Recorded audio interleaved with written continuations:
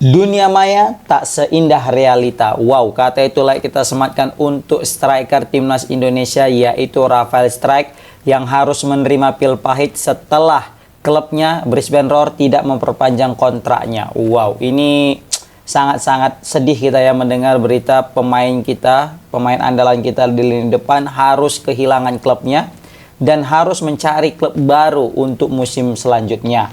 Ini malang kali nasib Rafael Strijk setelah sebelumnya dia menjadi superstar karena berhasil menembus tim utama daripada klub Liga 2 ADO Den Haag yang bakal digadang-gadang juga nanti bakal jadi striker papan atas di Liga Belanda meskipun masih berada di Liga 2. Tapi apa ndak dikata, kepindahannya ke Liga Australia justru membawa malapetaka. Bukan apa-apa, di awal-awal laga kita sempat mendapatkan harapan tapi kembali sirna. Bukan apa-apa lagi, sempat mencetak gol tapi malah tidak masuk lagi ke dalam daftar susunan pemain.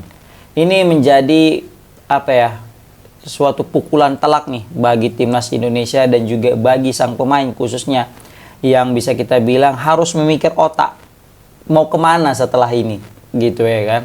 Ke Liga Indonesia atau ke Liga Eropa atau ke Liga ASEAN atau ke Liga Korea dan atau bisa kita bilang Liga Jepang. Tapi sebelum itu kita mau bahas dulu kenapa ini Rafael Strijk tidak lagi diperpanjang kontraknya oleh Brisbane Roar.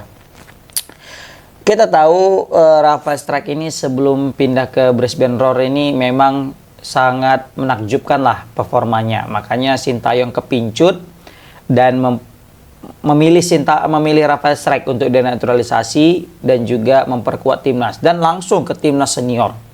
Dan di timnas senior juga dia sebenarnya bukan nggak buruk-buruk amat gitu.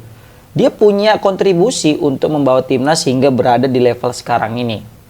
Walaupun lambat laun posisi dia udah mulai tergusur ya dengan hadirnya pemain sekelas Oleh Romeni. Ya, tapi Rafael Strijk is Rafael Strijk gitu loh. Dia itu sebenarnya tuh punya kualitas gitu kan. Nah, ketika dia mencetak gol menghadapi Korea dengan tendangannya yang luar biasa, dia mencetak gol juga dengan Korea lagi gol kedua, terus juga mencetak gol dengan Bahrain, itu golnya juga spektakuler sehingga kiper Bahrain cuma tercengang. Itu menunjukkan bahwasanya Rafael Strijk itu masih baik-baik saja. Tapi semenjak dia pindah ke Liga Australia, sempat mencetak 1 gol, 1 assist juga ya. Tapi entah kenapa dia ini sempat cetak assist nggak tuh ya? 1 gol iya, assistnya nggak tahu lah. Entah kenapa semenjak itu dia tidak lagi mendapatkan sentuhan terbaiknya dan tidak mendapatkan kepercayaan daripada pelatih Brisbane Roar. Kalau di sini aku melihat ada 2 penyebab, guys. Ada penyebab kenapa Rafael Strijk tidak diperpanjang kontraknya. Kalian boleh setuju, boleh enggak, atau kalian boleh nambahi menurut opini kalian. Yang pertama adalah sibuknya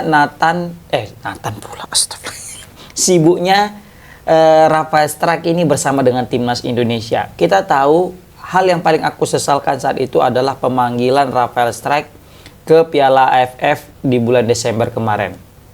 Kita tahu Rafael Strijk lagi berusaha mendapatkan tempatnya di klub, mulai berusaha mendapatkan kepercayaan dari pelatih, tapi tiba-tiba dipanggil untuk ajang yang tidak masuk ke dalam kalender FIFA, yaitu Piala AFF. Di situ aku udah agak kecewa tuh, kan.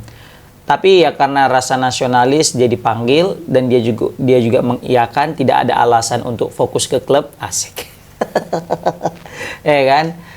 Kan itu agak lama kompetisinya, berminggu-minggu. Nah, ketika itu klub juga lagi main. Dan ketika nggak ada Rafael Strijk, ya udah posisi dia pasti akan ada orang yang mengambil alih. Dan itu terbukti kayak Elkan Baggett sekarang kan nasibnya. Elkan Baggett mau fokus di klub, udah ada orang yang menempati posisinya. Nah, seperti itu. Bedanya, Rafael Strijk masuk ke timnas tidak di kalender FIFA. Makanya nggak libur. Kalau kemarin di kalender FIFA, pasti libur. Maka dia nggak akan kehilangan tempatnya. Elkan Baggett ini di kalender FIFA, tapi klubnya nggak libur. Nah, seperti itu guys. Makanya ini bisa juga ini. Elkan Baggett ketika melihat nasib Rafael Strijk ini, dia senyum-senyum tipis. Nah, ini loh yang aku maksud untuk mencari tempat atau takut kehilangan tempat di klub. Mungkin itulah yang dialamatkan Elkan Baggett sebenarnya, kan? Nah, itu alasan pertama, sibuknya Elkan Baggett di timnas. Atau mungkin yang gara-gara salah satu rencana Australia nih ya kan, untuk melemahkan skuad timnas kita dengan cara merekrut bintangnya dan jangan mainkan. Waduh, ini konspirasi.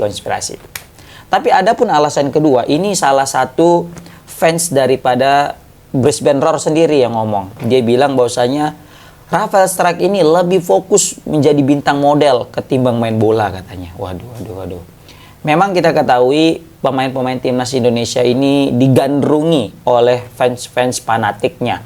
Terkhususnya yang ladies ya kan. Makanya sering sekali banyak Rafael Strijk mendapatkan hadiah, mendapatkan bingkisan daripada supporter-supporter fanatiknya. Tapi itu nggak masalah. Itu dia plus min apanya lah, keuntungan yang dia dapatkan ketika membela timnas Indonesia. Tapi yang kita sesalkan apabila suatu pemain itu terlalu sibuk di dalam sosial media, terlalu sibuk dengan para fansnya sehingga melupakan pekerjaan utamanya sebagai pemain sepak bola. Aku tidak bilang seperti itu. Aku tidak bilang kepada Rafael Strijk-nya. Tapi kalau memang betul itu terjadi, aku sesalkan. Tapi di sini yang ngomong adalah salah satu fansnya, guys, daripada Brisbane Roar itu sendiri. Kita ketahui ini mirip dengan kejadiannya Nathan Choaon, yang mana Nathan Choaon juga tidak mendapatkan menit waktu bermain, dan ini nggak tahu kita nasib Nathan Choaon apakah masih tetap dipanggil klubnya, masih diperpanjang kontrak sama klubnya atau enggak. Kalau enggak, waduh ini bisa sama nih dengan Rafael Strijk, seperti itu guys. Kalau kita lihat dari statistik juga, kalau dia bersama dengan Ado Den Haag ya, baru 9 kali main tapi belum ada cetak gol dan dia langsung pindah. Makanya sebenarnya orang banyak kali menyesalkan kenapa pindah Rafael Strijk, masih muda, umur 21 saat itu. Tapi kok udah pindah ke Liga Australia, padahal di situ orang lagi semangat-semangatnya untuk mendapatkan tempat bermain di Liga Eropa. Kayak Marcelino, udah tahu dia tuh, sekelas Marcelino aja udah tahu dia bodoh amat. Dia langsung cari ke klub-klub yang di Eropa. Mentas di Liga Belgia, pindah ke Liga Inggris. Nah ini mental gitu loh. Nah makanya sangat kita sayangkan. Dan terbukti apa yang kita takutkan terjadi kan kepada Rafael Strijk yang nggak dapat waktu bermain. Dan posisinya di klub juga terancam dan akhirnya didepak. Dan juga di timnas juga makin terancam nih posisinya jika dia tidak tampil dalam keadaan yang baik. Kan seperti itu.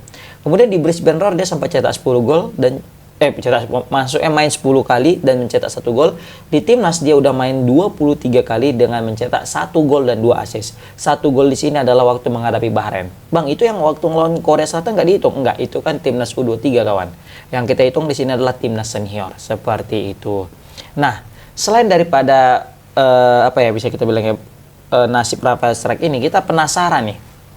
Penasaran kira-kira Rafael Strijk ini bakal kemana berlabuh setelah daripada Brisbane Roar. Menurut aku nih ada dua klub lah yang kemungkinan besar bakal menjadi pesaing ya untuk mendapatkan seorang Rafael Strijk.